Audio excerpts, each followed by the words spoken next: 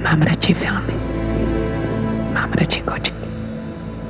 Mám radši světlé oči, protože ty moje jsou tmavé.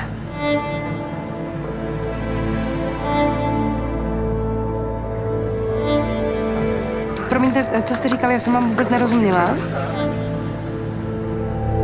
Vždy byl zdravý. Nekouřil, nepil, tak jak to? Chcete mít v novém průkazu stav uvedený? Jenom, že se musíme domluvit na nějakých pravidlech, když tu chcete bydlet. Vždyť si to chtěla ty přece. Já balím koupelnu. Tak já začnu balit své věci. Dobře.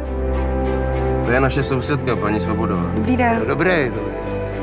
Mám radši Dickense než Dostojevského.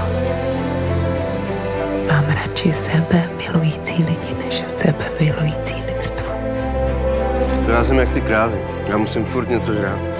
Jeď! Pryč! Jedeš! Ona se tváří tak, že se jí to vůbec nedotklo. Petra. Olga.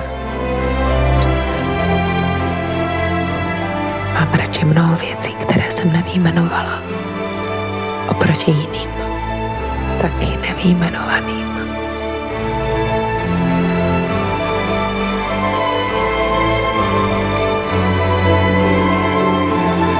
Takový velký chlap a teď se tě vyjde do náruče.